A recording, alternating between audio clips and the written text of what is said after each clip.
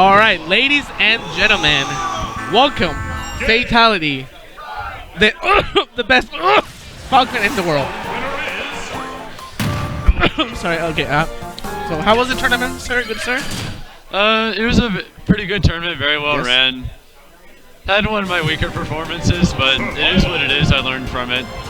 Okay. Okay. So how viable do you think Captain Falcon is in tournament? Do you think it holds you back? Maybe will you benefit switching characters, or you're all about Falcon? I mean, technically everyone but Sheik holds you back, so... I mean, technically everyone but Sheik holds you back, I think. Just to varying degrees. Even Zero Suit? Even Pikachu? I think that ever so slightly, yes. Okay. Okay. I think it's just like Sheik and then like ever so slightly, and then just Okay. with a Okay. bunch of other characters. Okay. And of course, the further down, the more it holds you back. So what do you think about the Captain Falcon Sheik match, for example? To be honest, don't entirely know because there's still so much potential technology I have that I've been working on for the matchup that I haven't been able to consistently do yet. So there's a lot of perfect pivot spacing for dealing with forward airs, for instance, from Sheik. Yeah. I haven't perfected it yet. I'm actually pretty consistent with perfect pivots, like when I'm just thinking about it. But I haven't gotten to the point where it's like muscle memory, to where even in a high tense situation, I will use it on purpose to deal with that stuff. Makes sense, makes sense. And for example, what is your spread of Falcons like bad matchups? Like what are matchups that you think are like problematic for him in tournaments that you would like to avoid at a national tournament, for example? Like if you look at your bracket and you're like, okay, I got a good bracket, I got a bad bracket, like what does it come down to? Bad bracket is definitely Sheik and Pikachu, obviously. But Maybe for the viewers that don't know why Pikachu is bad, can you elaborate on that, perhaps? It's very similar to Sheik, but I think it's a little bit worse, simply because Pikachu has the property on his aerials to where he'll land and then he just pancakes it to the ground, and you can't really dash attack, dash grab, or jab him. It's really annoying. Right, so then his normal pressure just puts him at a spot where he just can't get punished by Falcon's, strength too. Normally what Falcon does to deal with characters that just throw out lots of arrows like that is he'll just try and anticipate when they're doing it and then on reaction just grab them or whatever, right, as they're trying to land with it. I see. But that's not an option against Pikachu, really. Right, it's really complicated.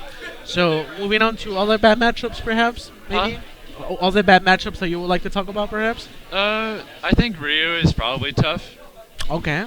I mean, I fought some Ryus with Falcon. Definitely feels like you have to be very patient with some backer space and some grabs. And whenever he down beats, I feel like No Chiller is really good against it. I've been using that a lot. Okay.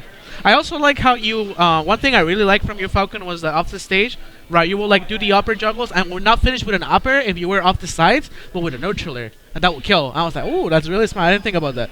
'Cause usually you will either like go for the upper, wait for the air dodge perhaps, go for a knee or a downer, or just go for the another upper for the damage. But that was like a very, very creative option. Do you think there's other Falcon options that people are not utilizing correctly? Maybe there's more creative gameplay we can use with him or something that comes I to your think mind? people need to be using perfect pivots way more. Okay. One thing in particular that's really nice is doing the perfect pivot jabs. Yes. And then perfect pivoting out of those jabs into a shield. Oh. It's extremely hard to punish that, and even though it might not necessarily do anything, as long as you're keeping your opponent from doing anything, that's pretty helpful.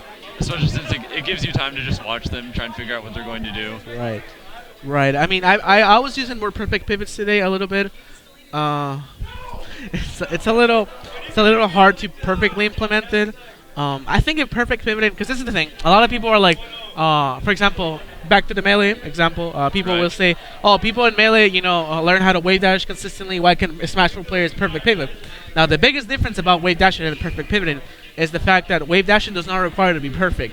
You can be several frames off. You can do it late. You can do it to your own time. You can even adjust it to how slow or quick you are, based on how you learn.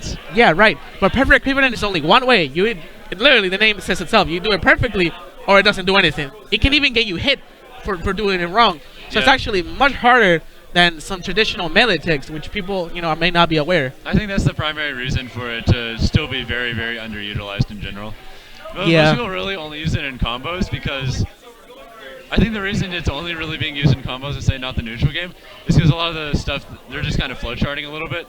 Yeah. So it's a lot easier to do that than to consciously recognize a spacing situation or a macro spacing situation to where just that tiny little bit of extra space to move away is going to be what you need to Yeah, win the neutral game. perfect pivot and spacing is definitely the hardest use for it.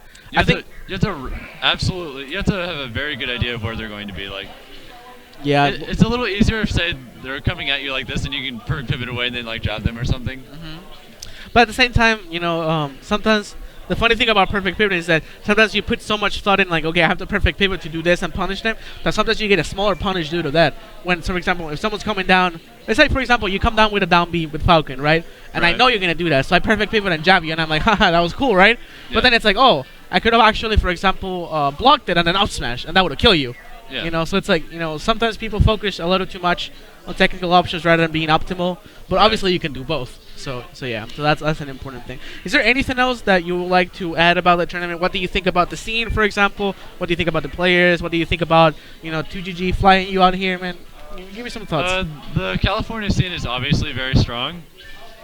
Even my early rounds didn't feel very free at all. Everyone was at least moderately challenging. And then, of course, there's just a very large quantity of just good quality players. Thanks to all of the 2G Gaming staff for flying me out. It was really nice of them. Props to them. Props to them.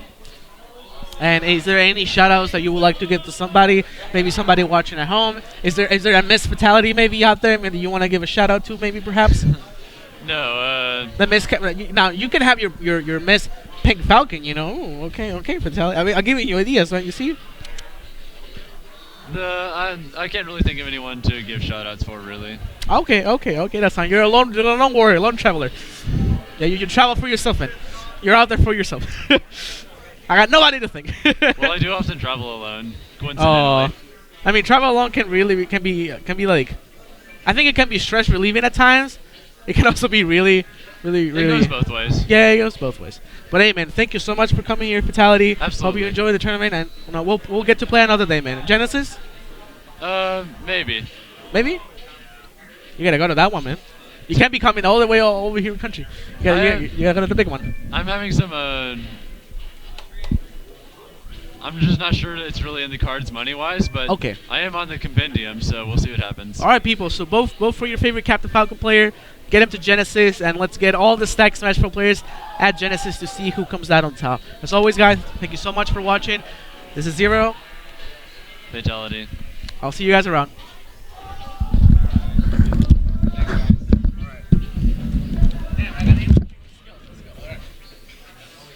I was a little surprised when I heard you were doing it.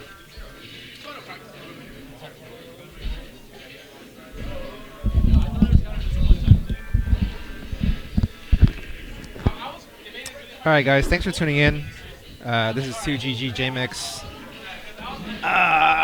Thanks for helping us break out of the 1,000 follower club. We're at something around 1,250 right now. I think we topped off at around 1,300 viewers, which is pretty legit. Thank you again for tuning in. And our next stream will be this Monday for, of course, the weekly tournament series, Mega Smash Monday. So thank you guys again. Hope you do enjoy the matches. Everything on stream will be on YouTube within the next couple of days. So if you haven't followed us already on there, make sure you follow us, youtube.com/2ggaming. And yeah, man, you guys can relive the hype. Thanks again. Bye.